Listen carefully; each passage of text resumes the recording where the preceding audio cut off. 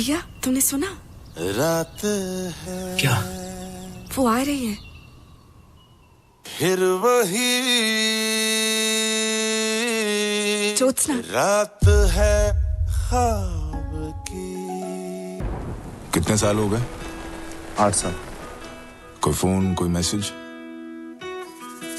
जिस रोज तेरी अखियां मैंने पहली बार तकिया, वो ये जो पहाड़ है ना, की घड़ियां, यहाँ जितना मर्जी रो लो, जितना मर्जी चिल्ला लो, आवाज वापस हम तक ही पहुंचती। कभी कभी दिल की भी सुन लेते हैं। हर फासला दिमाग से तय नहीं किया जाता। पूरी सुपरस्टार बन गई है। 2 दिन बाद अमेरिका में शो है उसका। गाने में अगर एक सुर गलत लग जाए तो गाना छोड़ नहीं देना चाहिए बेटा। काश मैं तुमको बता पाता कि दुनिया तुम्हारा इंतजार बहुत सुंदर, बहुत अच्छा लगता है।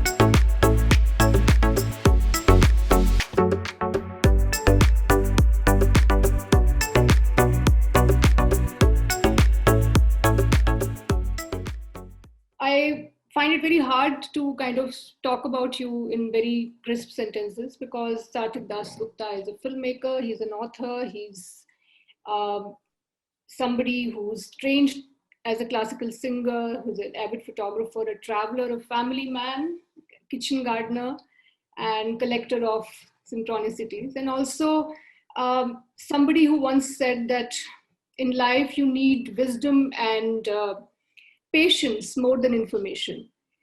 And I saw the first frame of your film Music Teacher, which is why I'm talking to you today. And I just felt this sense of hera, which can only come from somebody who has spent a lot of time with himself. And somebody, as you once said, who marinates his thoughts a lot before he expresses them. And what I found in your film and what I miss most in cinema today is stillness and long silences. And that shot of that Himachal Parivahan bus, coming down the road, and Manav Kaul getting down and going to little roadside shop for a smoke. And it just filled me with such unbearable nostalgia, for the times that have gone, for the way we were, my generation of film goers. And for a simpler life, even though the journey to this film wasn't simple from what I have read. So just tell me, how long did it take you to bring this film to fruition, and what were the lessons this film taught you as a person and a filmmaker? So the journey began long back. In fact, if I have to tell you, this journey began when I was very small. In terms of my grandparents used to live in a place called Jalpaiguri, which is northeast of Bengal. And I have been there only till the age of 10. So every summer, my parents used to go there and we used to spend some time in Jalpaiguri. That was my mother's side. And while coming back, we would spend some time in Kolkata. That would be my dad's side. And then we would come back to Mumbai.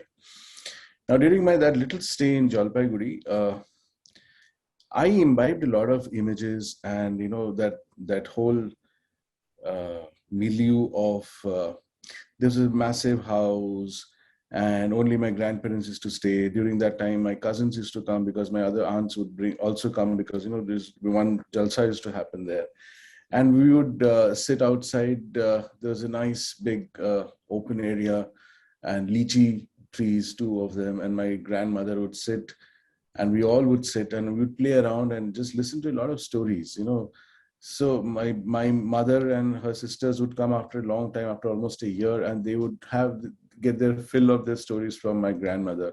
So do you know this happened to that house and worry, that person died and this happened. So that whole story business and, of a crumbling town where people are, there for this here, and you go the next time, they're not there, they're dead. And unfinished love stories. I was small, but I would still understand from what I still remember is, there would be one old lady who was a widow who's come back, and there's one man who's like a grandfather, and she's also a grandmother, but long in their childhood or in their youth, they were, kind of seeing each other, but that never happened, unrequited. And they're still there in the same space back as old people. And so that used to be the thing. So I basically wrote Music Teacher as an ode to my memories of Jalpaiguri. And it was basically supposed to be a Bengali film set in a small town, West Bengal. And but that finally didn't happen. So, and that's how I wrote. And I was trying to capture a lot of imagery that I retained, and before it kind of completely fizzled out and hazed out of my mind, I wanted to hold them in picture. So that was the reason why I wrote this kind of a story. And also, I've said that many times. There was this poem which came out, and there was this whole patriarchy thing, so I wanted to turn it around and all that. So this two things drove me to write something. But it was such a long journey that it kept on, modifying, changing, getting better. Some things I still feel bad that it could not be incorporated. So it went to, after 17 years of it having been written, then it went to the Sundance Script Lab. They loved it and they retained. And in fact, I got more of what I had kind of written. And then I was very confident that I'll get funding, but that didn't happen for a few years. And then when it finally came, I was so desperate to make the film that it was still, for a long time, it was, even when the funding came, it was supposed to be in small town Bengal. But then during that time, there was another production happening by the same producers in Bengal, and they had a rough time there with the political scenario they're changing. So they kind of said that, no, we cannot shoot it in Bengal. You turn this story into somewhere else, make it Marathi. I said, no, it cannot happen. That culture doesn't work in Maharashtrians.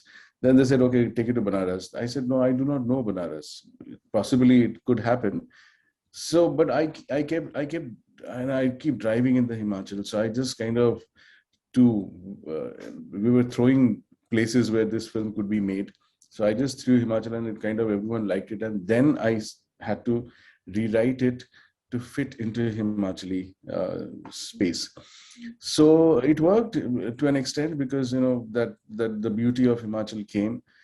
And but if the Thairao that you're talking about, what I had written earlier had more Thairao, had more nuances, had more layers of people, and but one has to kind of move on and be happy with whatever you achieve. So this is where we finally stopped. So that's the 18-19-year-old journey of this film. Yeah.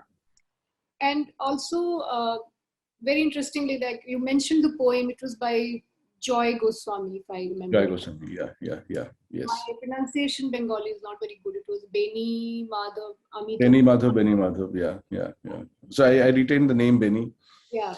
I retained the fact that the girl is a Bengali girl, because they have this culture of hiring music tutors, but they're not really gurus like traditional classical gurus, but they are what they are. And I have a lot of cousins who used to have these master moshais coming in the evenings to teach them music, and one of my brothers would just go and hide because he didn't want to do it. So it's like that. They're like treated, they know that they're also treated like that. It's not with a lot of respect that they have to earn a living, so they do that. So it's like a transaction that happens. It's very funny. And also having learned classical, and and being in that domain where gurus have auras and maestros, and they go to concerts and all that. So I've seen that, how they are treated and how they are respected, and I've seen this side also. But for me, this Beni was this kind of a guy, stuck in between and trying to make a living, and so I chose that. Yeah, very interestingly, also when I was reading your blog, you also talked about a lot of synchronicities, or every time the film would get stuck. Yeah. Very holy kind of a presence, and something would nudge you forward. Yeah. It's very crazy. Does this happen to you often? I mean, or was this film kind of destined to be blessed in such a way that it had to be made one way or the other? No, see, I've stopped counting such things, and they do keep happening to me. And there was a time when I used to be excited and notice it and note it and kind of talk about it. But no, I think it constantly happens, and it happens with everyone. We are just kind of too numb to notice and register them. I'm sure it happens. The moment you kind of turn your energies to a different level, Yeah. you receive. So it happens. Speaking of Beni Madhav, I mean, Manav Kaul was the perfect choice for it, because the interesting thing about the film is that, unlike most love stories, the guy is the more vulnerable of the two. And he kind of conveyed that so well, that sense of loss. And I have a feeling that after that film, he's getting more and more similar kind of, characters to play, where he's grieving the loss of his great love. How did you zero upon him to start with? And what was your brief to him? What kind of discussions went before you started shooting this character? It was very strange. When after my Sundance win on the script, I wanted to kind of work with Nawazuddin as this teacher, because it was still a Bengali thing in my head.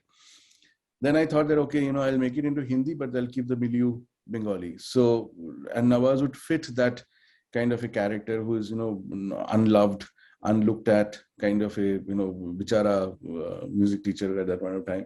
And I wanted to have Frida Pinto to play the student. So I got in touch with both of them. Both of them loved the script. Both of them wanted to do it. But it took me almost 3 years, 3.5 years, 4 years to get funding for it. So they slowly, Nawaz became extremely big by the time I was shooting. And I lost touch with Frida, because she asked a few times what is happening, and I kept saying that I'm getting funding, but it never happened. So I was at ground zero. But in this interim, in these 3 years, 4 years that I was doing, I kind of met Manav for a different short film, which I had wanted to, that never got made.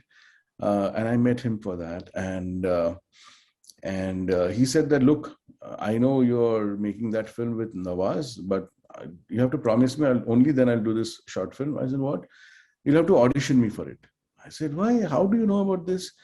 I mean, okay. So he said, no, I still date, he hasn't told me where he has read the script from. He had already read the script, and he said that I want to audition for it. You promised me that. I know you're doing it with Nawaz. It's fine, go ahead, we'll do it with Nawaz, but I want to audition for it. I said, okay, that's a weird request. I don't even know when it'll happen. But finally, when it happened, the budgets were such that, I couldn't even afford Nawaz and go back. And we were all discussing who can be Beni. I just occurred to me that this chap had told me. So I said, how about Manav? Everyone said, wow. And we were doing in Pahada now, not in Bengal. So he was a Pahadi himself. So it all worked. And I said, Manav, forget the audition, to come and do the role. That kind of a thing happened.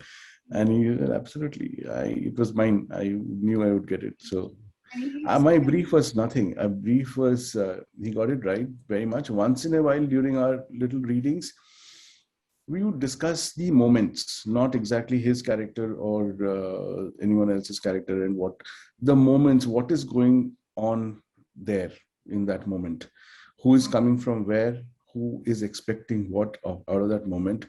Because there's a lot that happened between Divya Datta's character and Geeta's character and Manav's character also. So I think they all got it right. It was probably written in such a way that it was very self-explanatory. So I didn't have to tell much, actually. One of the most moving things for me in the film was when Divya Datta does the last rites of her father-in-law. And she, if I, from what I gathered about her character, she's the most evolved of the three, because she's the most clear-sighted. And she has very less fear. And she has also acceptance, for the things that she has lost. What was on your mind when you were writing her, writing that character? Because it's just such a unique female character in any film that I have seen recently. I do not know what was in my mind, because I wrote it 17 years back, and And I had just, I just left my job, and this was the first thing ever that I wrote. In fact, The Great Indian Butterfly was written after I had finished writing this. So immediately after, when I left my job, I would sit in the house and really wonder, because, I thought that I'll get some assistantship somewhere here or there, which is why I left my job. And then I called up every possible person, and then I got nothing. And then I had to do something. So, and I had to direct. I wanted to direct, which is why I left my job. And I thought that I didn't know anyone in the industry. So I didn't know where to look for writers or material. So I thought that I'll write my own material and I'll direct my own material. So it looked very simple then, but now when on hindsight, it's like, who thinks like that? But anyway, I thought like that then. And I bought the typical books that you get, Sitfield, for 3-act structure and this and that. And I started everything. My all writing is like, picked up from reading books and reading scripts. So I used to read those books and I used to write, and I ended up writing. So what really went into me, I probably was that time, I was myself extremely, which I still am, very vulnerable emotionally at that point of time. So I, for a second, if I could forget my personal gender, I would become the lady, I would become Benny, I would become the student wanting some validation from the teacher. I would become all of them myself.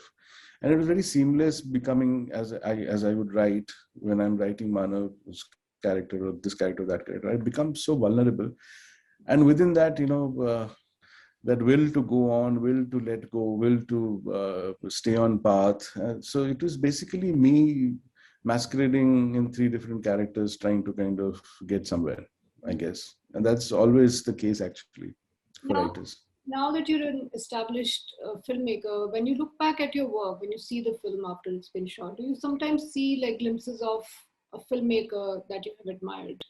What were your earliest, cinematic memories, and what were the kind of filmmakers that you really liked subliminally or consciously?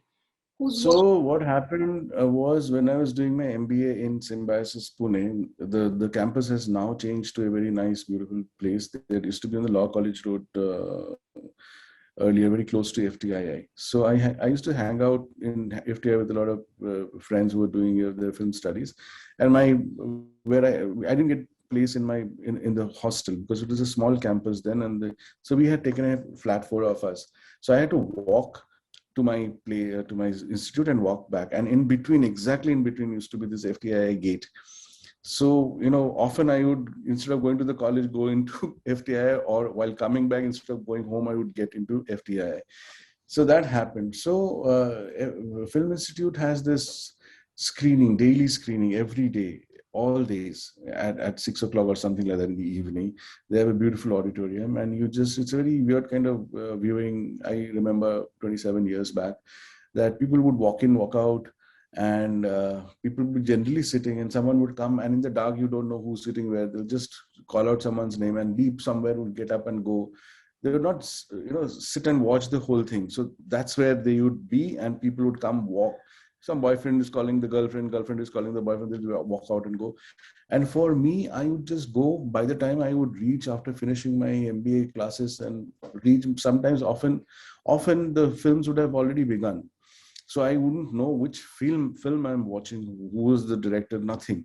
I would watch, it would get over. Then if the lights come, I see that my friends are there, then great. Or else then I would realize that I've been sitting with complete strangers who are not really my friends. So friends meaning Pritam, that music director who used to be in FTI. I used to be very friendly with him. So वो कभी-कभी पता चलता कि he is not even there, but मैं अंधेरे में घुस के बैठ के देख लिया एक picture, and no one would stop me. I would look like another student, so no one would stop me. So I watched a lot of films, and I do not even remember the names of the directors or the film names, or etc. I watched a lot of things happening in front of me, black and white days. So that has gone in. So I do not have I don't follow anyone. I do not, if you show me a film clip, I think that, okay, I may have seen it. When have I seen it? What have I thought? I wouldn't know. It's all hazy in my head. It's sarmarm at the end of the day. Every time. Volume बढ़ा।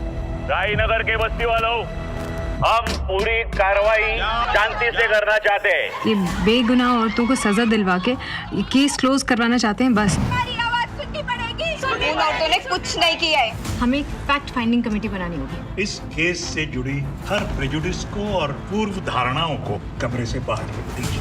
Lockup में inhuman treatment कर रहे हैं, basic human rights की धज्जियां उड़ा रहे हैं। सर कोई हमारे साथ नहीं है। एक वकील आए हैं, बेल के लिए हमारी मदद करेंगे। मैं खुद अपनी आंखों से इनको देखा था।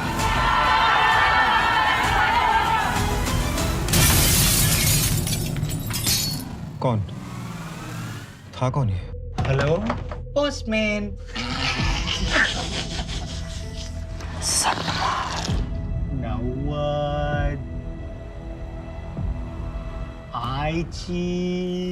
माम आदमी था ये बल्ली Chaudhary.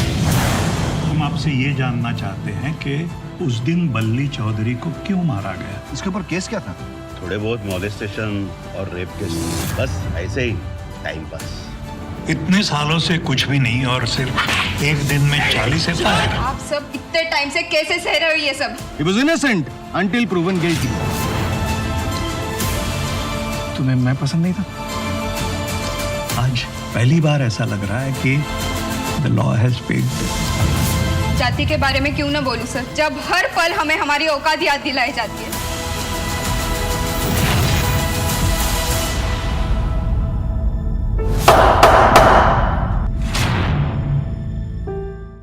Halla Ho, which is your latest, and it's kind of different from the kind of films that you have done so far. They're more introspective, they're more intimate. This one has a larger canvas, it's got more energy and louder voice. While making it, were you kind of pushed out of your comfort zone a little bit, or what was the experience like of making this film?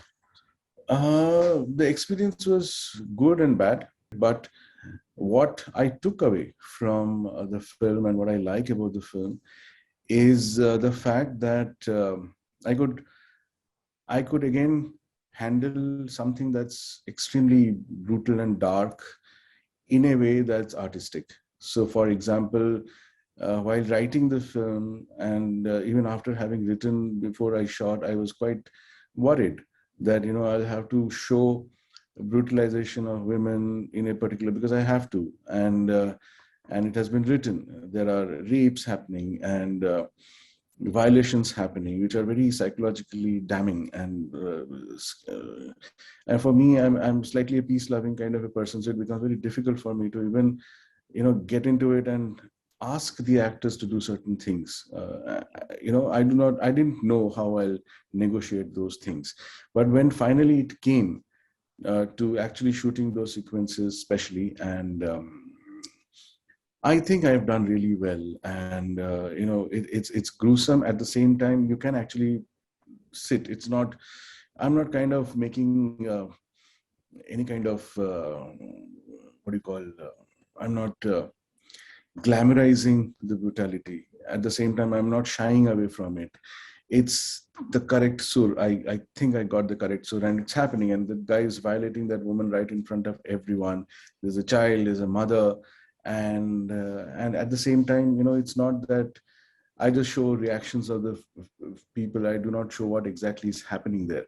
So to be able to use the camera to have shallow depths and, you know, cutaways and things like that, and you still you hold the audience, make them, force them to see it and feel about it, and yet not violate cinematic, you know, not make it very kish kind of a thing. So I think I achieved that, and I'm happy about that, I would say. And of course, directing Amol Palekar was yet another thing. Directing the court scenes were amazing for me, because, you know, they were long dialogues and there were too many people, too many things happening. So ultimately on the edit, whether things sit or not, and I was shooting in a very tight schedule and extremely hot, right in the summer and in the blazing COVID happening all over. People were actually dropping out of the set because of COVID. So actors kind of got COVID, my assistants got COVID. So suddenly I would be left with a very small crew. My real main guys were not there with me to help. So it was very challenging in those technical ways also. So at the end of the day, I think it's okay. Whatever happened was okay. All three films that you've done, I mean, they have in a way challenged you on multiple levels. Yeah, so far, yeah, I would want to have something very relaxed, but it doesn't happen. After these three films, and with the acclaim and respect that you have earned, and you may be very humble about it, but there is a certain amount of buzz about this filmmaker. Has it become easier to make the kind of film that you want to make, or is it every time you go back to square one and No, I have to go back to square one every time, because the kind of films that I want to make are not the typical commercial types, and after they get made, then people start seeing the value of it, or they like it. But at this end, when I have to pitch, and I pitch to the guys who hold the money, they're looking at something else. They're not looking at this. So it's always a struggle for me. So far, it has been. It gets a little better now, slightly better, but better also because sometimes in the current times I'm getting stuff which I have to just direct, and I'm adapting or adopting their thoughts and then making something out of it. So I'm still getting to write and direct, but not all thoughts that I am working on are mine. But the ones that are mine have been so far slightly difficult to kind of sell. While you were making The Great Indian Butterfly, again, there was a long struggle with the film, and anybody in your place would have given up. What role did your family, especially your wife, play? Completely. I wouldn't have been here if she had not told me that, Sarthak, do it. And not once, for many, many years, like more than decades, at least more than a decade, she completely was there. She didn't ask, she didn't doubt. And it's not that, she's an extremely cinema literate person, that she would know that what I'm doing is really good in terms of, she's a normal, as far as cinema goes, her likings are very normal. She loves what I do also, but given a choice, she would watch things which are normal stuff, not esoteric or artistic. For that kind of person to kind of, say that, okay, go out and do it and stick there, is something. At some point of time, after a point of time, for me, there was no other way. There was no plan B. There was no parachute. I had to kind of do it. Extremely frustrating sometimes, but I guess you have to become so numb that even now, as I talk to you, if I look back my last 20 years, I don't remember being extremely frustrated and, kind of in a negative space. Yeah, I have been, I know that, but I can't remember instances where I've been really low and lost for a very long time.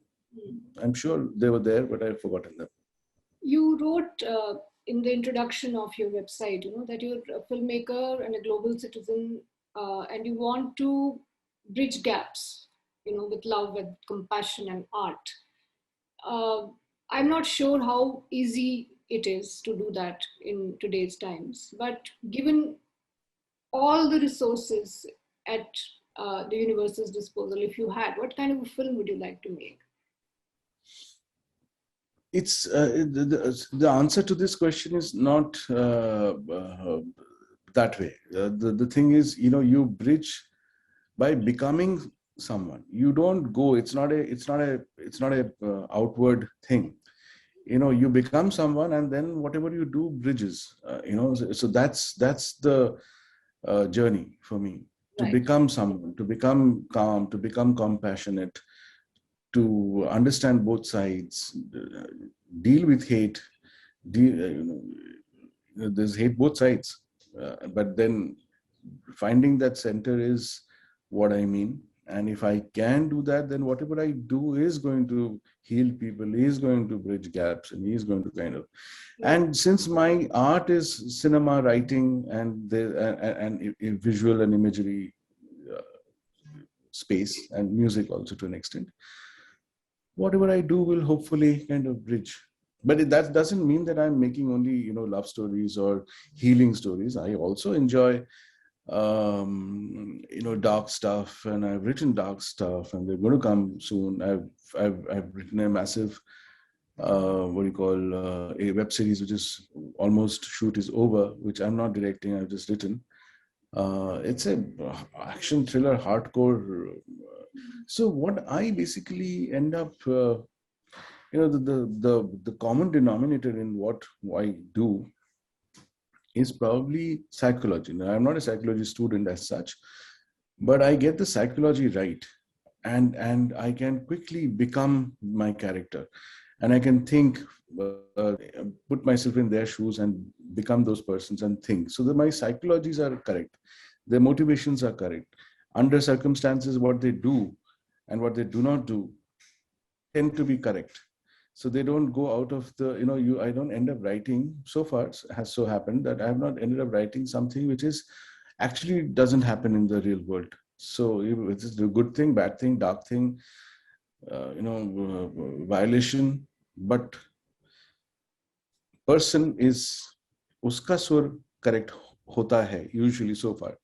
So which is why it kind of resonates, whatever resonates. And so that's why. And overall, that whole thing of is to find my own center. Right. From in another life, you did your MBA, you did engineering, and you were writing codes for tech companies, and then you decided to teach yourself script writing and direction, and then you wrote soaps, which was news for me. Like you wrote Uttaran and Saubhagya. Yeah. Kind of against your sensibilities, but that's what this industry does to you. So what we generally forget when we see a person's work, we see the art side of it, but there's a lot of mathematics that also goes into writing and directing, people management and budget management, time management. So all that are also interesting. Now, for example, writing Uttaran if I had to, there was a different thing going on in Uttaran, more apart from the story, because I was a story writer, and Saubhagya Bhava was about a man who's constantly torturing his wife. Every day, every episode is, he's kind of finding new ways to torture his wife. All of us in the team, including the channel team, they would laugh about it, and they would wonder why is it rating so high. But it rated high, and we would kind of really scratch our heads. But this is where, so that the job was to scratch our heads and find new ways. So that is the excitement. Uttaran mein, there used to be times when there were no banks. So I'm writing it today, and that's getting shot tomorrow. And there are meetings also throughout the day that where the story needs to go. So I write, I give it to a screenplay writer writes, it goes in the middle of the night to the dialogue writer. He or she writes the whole night, it goes to the set, and the actors are there. And so, sometimes television in India used to work, I don't know if it still happens, probably does. So you need a different kind of a discipline. So while for you, it would be just that he wrote Uttaran. For me, was how I managed to kind of constantly write day-to-day basis and do the mathematics to get it somewhere. The story moves to one place. I'm not judging you at all. What I was trying to say. No. I know. It was not about judging. I'm saying that everything teaches you something. Yeah. So that's what I was coming to. From that to 3 films. So your story is actually, about the triumph of intention, the power of intention and courage. So that was why I mentioned that journey, from your degrees to your self-teaching, all of that. And now you have 3 films behind you. What would you say to somebody who's trying to come out of their comfort zone and wants to live their dreams? And it's not easy, but how would you encourage them to go after what they want? It's very difficult because, I receive a lot of such, youngsters who, like me, they figure out that I've done engineering and MBA, and they meet me and they say, sir, I have also done, I also do what you want to do. I want to write, I want to direct. What do I do? I bloody don't know. Because there is no path. It's all daldal, and you have to find your own stones and manage it's in the woods. You're in the woods, and it's a dark woods. There are pitfalls. You can die, you can fall, you can fail. I do not even know, what happened to me. I could have failed. I could have died. I could have taken to drugs. I don't know, or alcohol. It luckily didn't happen to me. And also, like I said, because of a very strong family support and appreciation of what I did. It's not there for everyone. So every life is different. Just not MBA and engineering is life. What support system you have, how much tenacity do you have, how much can you stretch yourself, at what point would you break? Every person is different. So there is no rule. You have to jump. But the only thing that I can say is that one should jump with parachute. Have faith. Faith, I guess, is the only thing that can take you through. The Great Indian Butterfly opens with this line that, I looked for a wave and I missed the ocean.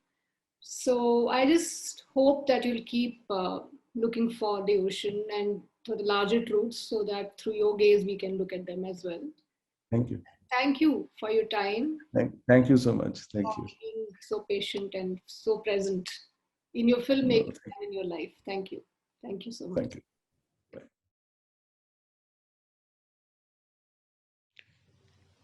Hi, this is Reema, and if you liked what you just saw, then do like and subscribe, because remember, this is a safe space for people to talk, share their stories, to hear each other, and basically make some time in their busy lives for unboxed conversations.